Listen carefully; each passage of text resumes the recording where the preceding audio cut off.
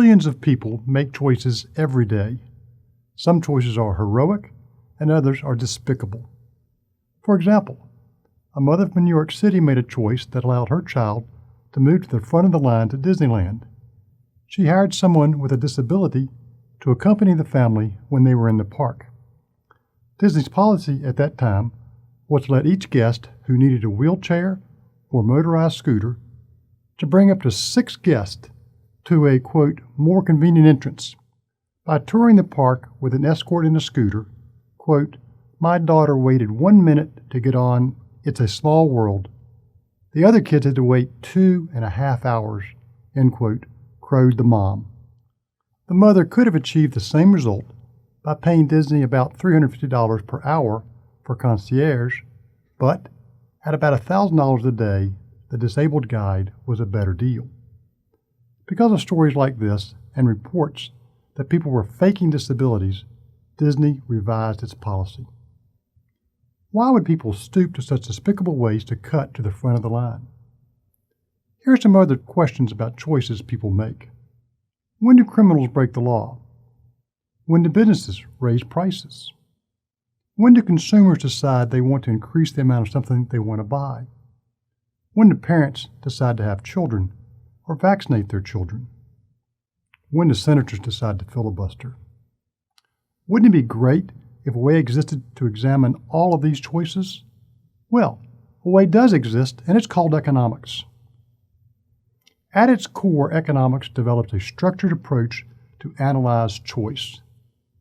It identifies why people hire disabled guides, commit crime, raise prices, increase consumption, bear children, vaccinate their children, and filibuster.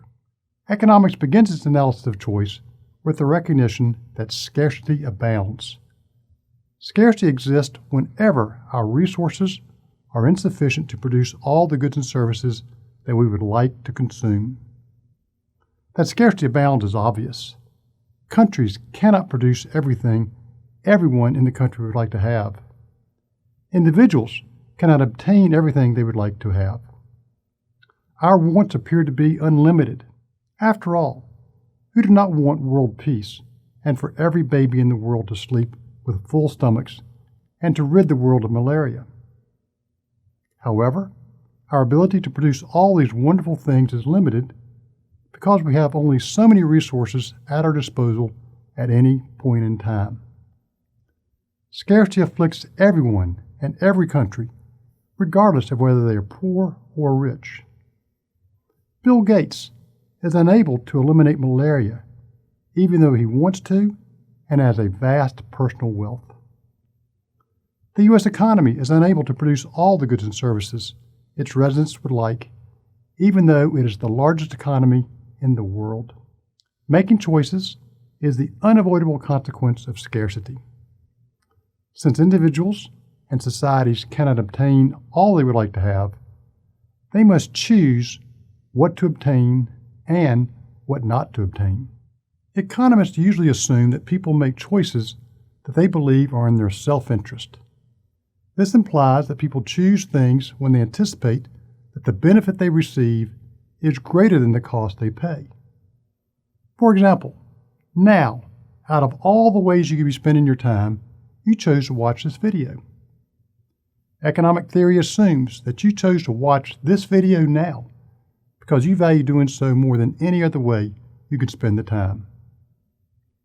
Since information is not free, people may, with hindsight, regret making a choice even though they thought the decision was in their self-interest when they made it.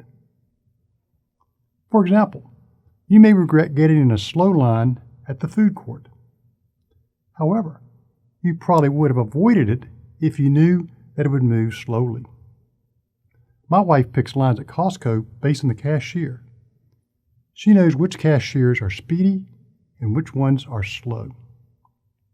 Since beauty is in the eye of the beholder, self-interested choices may appear to be stupid to someone else.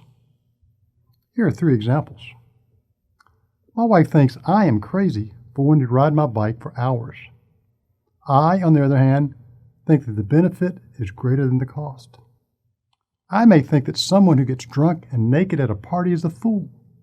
The drunk, on the other hand, may think that the enjoyment from the notoriety and telling friends later about his exhibition is greater than the cost.